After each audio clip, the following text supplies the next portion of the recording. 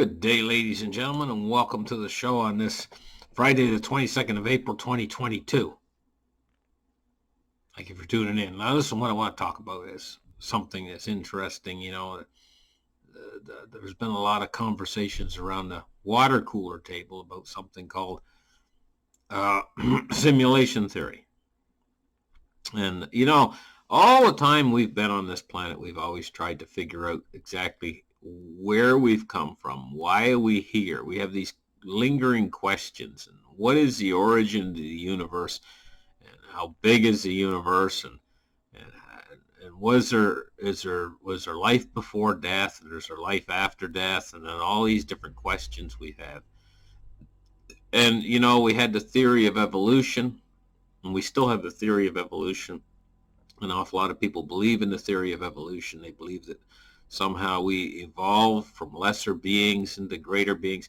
And then we have a lot of people out there who believe in creation, as it's told, like from the Bible and stuff.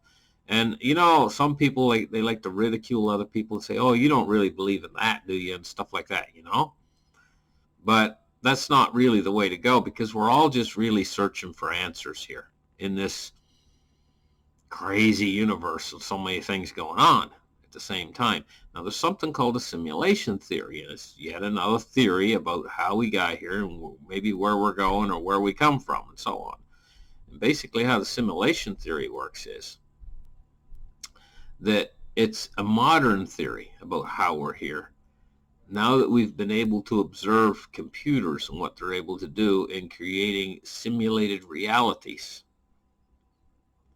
very complex simulated realities. And I think a lot of the simulation theory has come from what we observe in games and things that we've created for ourselves, And before they ever talked about simulation theory, people observed what was happening with certain games and there used to be a game called Pong. It was one of the very first games that was invented for computers, where you had this thing where it's just a ball bouncing back and forth on a black and white screen. It was very, very simplistic. And if you take a look at the evolution of where games have come, now they have what's called graphics engines that simulate our reality that we're in right here. Quite often they simulate things from the real world, like they'll copy. It's like a copy of the world that we're living in here in the game world.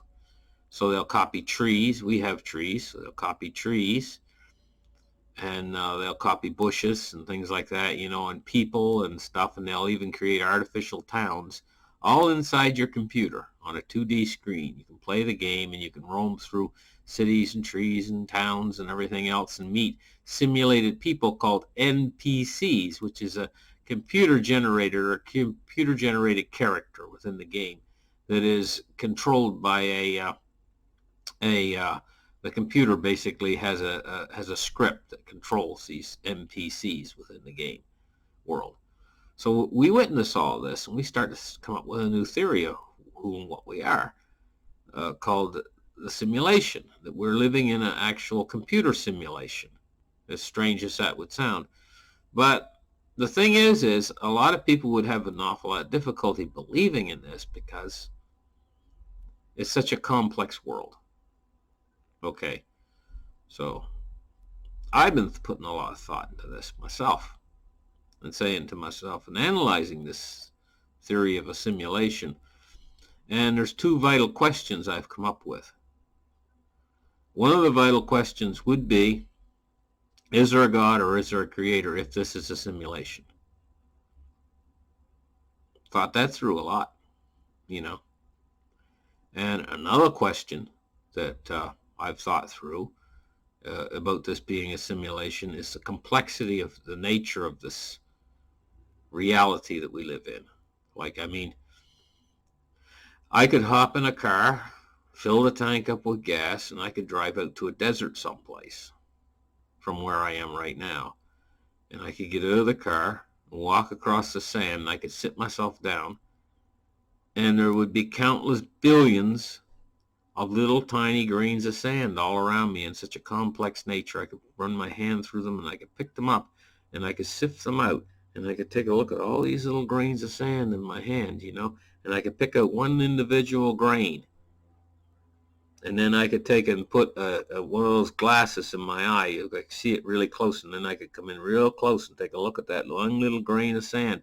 And such a complex nature, the analysis is just one grain of sand. And then I could lift my head up and look out across the ocean of sand, billions and billions and billions of grains of sand, each just as complex as that one little one I picked up.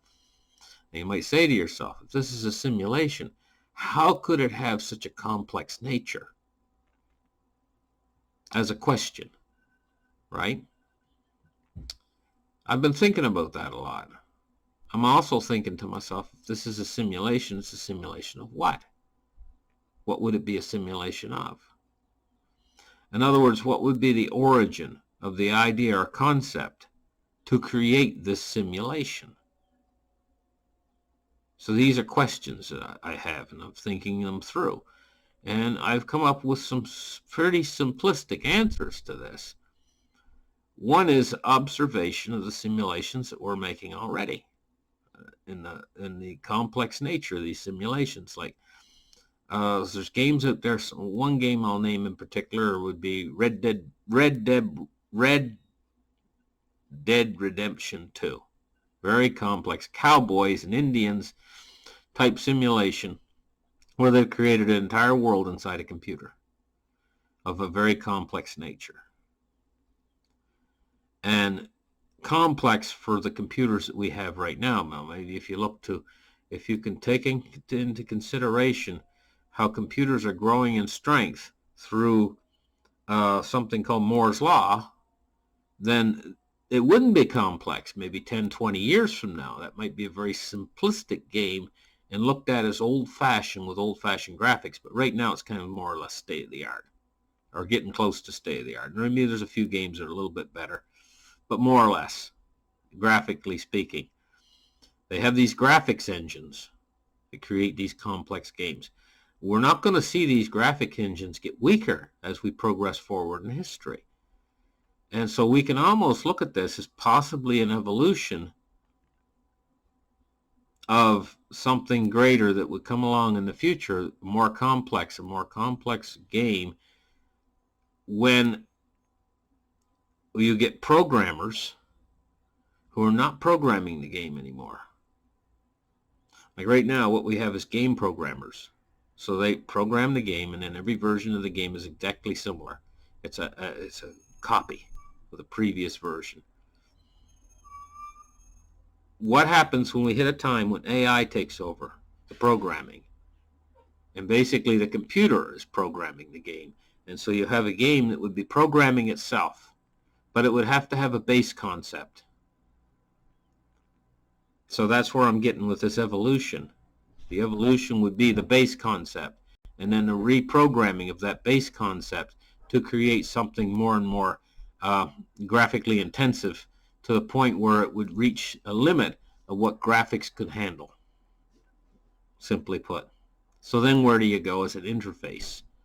The interface being, right now I have a mouse, and I have a computer screen, and I have a keyboard. These are the interfaces with my computer, so that I know what's going on with the computer. If I unplug the mouse, I unplug the keyboard, I turn off the computer screen, my computer would still be running the basic program, but I wouldn't be able to make an interface with the computer so that I know what it's doing. So this is a simplistic form of interface. So if I was going to move into a more graphically intensive environment, something that's far more computer of the future, I wouldn't use these interfaces I'm using now. I'd have to have an interface that would match the computer technology in which I would be having. So my computer technology might be 50 years into the future.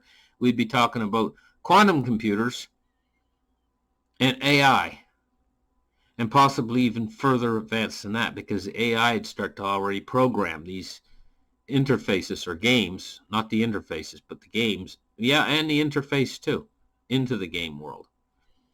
Now, I also took into consideration something else that's interesting about all this, and that is, like, last night. I was dreaming. And if you were to take a dream as an interface, so the dream I was having last night, was just my brain getting relaxed, my body getting relaxed, went into the dream world. Okay, dreaming. But dreams can be very complex in nature, kind of like I talked about when I went there to go into the desert, looking at the single grain of sand and looking at the ocean of sand. Well, you can do that too in a dream and think it's real, but you're actually asleep. So there's your complexity. What if you were to take that exact complexity that you have in a dream and enhance it with artificial intelligence and quantum computer technology? Would it make the dream seem more real? The fact that the computer would be, so your brain would be working on the dream, which your brain does. It's creating the dream, but the dream would become more of a reality if it was connected to quantum intelligence and the quantum computer and so on. It could make it much more complex in nature, and it could also give you the interface that you're looking for, an interface with the computer somehow. I've been thinking about this a lot, and I've been thinking about this new technology that's coming out, these Neuralink, new technology, and the quantum computer, right on the edge of quantum computing. And so I've been thinking about this, basically this theory of simulation. And I've been thinking about it a lot, and how that in the future, what would they create a simulation of? Well, if they were to create a simulation, they'd probably create a simulation of what they already know. So what is that? Well, that's this. And that's exactly what they do. Take a look at Red Dead 2 Redemption, the video game I told you about. What's it a simulation of? The Wild Wild West, because that was an exciting period in human history. An awful lot of people enjoy that period, enjoy trying to relive that period in history. There's other periods in history that are very exciting, or could possibly be very exciting. And a lot of us, when we go to sleep at night, we possibly dream of being in one of these periods. Maybe we dream that we're in ancient Rome, and maybe we're going into the Colosseum in ancient Rome, and maybe we're going to watch a big gladiator show or something, We've had dreams like that in our life, not always dreaming about the time in which we exactly live just right now, And so when we explore the simulation idea or concept, now remember before I mentioned about God, how would it place in this? Well, I was thinking about that too, and I said to myself, I mean, the controller over the simulation would have complete and utter control as a creator over what you perceive and everything you see within a simulation. It doesn't make that perception any lesser or greater. In other words, the controller of the simulation wouldn't be any lesser or greater just because it's actually done by known technology instead of magic, so to speak. Everything you see or perceive around you is done in a regulated fashion. We've never ever, I think, in human history witnessed something that is pure magic that isn't able to be explained by either technology or a rational explanation. We see these illusionists, they come on TV and stuff, and they perform some tricks and things, like maybe they'll walk across water or something, but then we find out later that they have invisible cables holding them up, in the air, or they might disappear in a puff of smoke, and everybody says, but it's all illusion done with, can't see behind the scenes, like the lady that lays down, he pretends to saw her in half or something like that. There's generally two ladies inside a box somehow, and they're twisted or contorted in a way that it looks like the person's being sawed in half, but they're not. Illusion, in other words. And also there's technology, which is to say, I mean, just take a look. If we had a person that were to go back in time, say 200 years, and they had a cigarette lighter with them, they could be perceived as a god or an illusionist or whatever just by flicking their cigarette lighter, and the people would all bow down and say, oh my gosh, look, he created fire from thin air, you know. You know, and it's just technology. And so technology can be perceived as magic. And especially with people who are, I mean, I watched a funny video, you know, on YouTube. There's this monkey sitting there, and this guy was behind the glass, you know.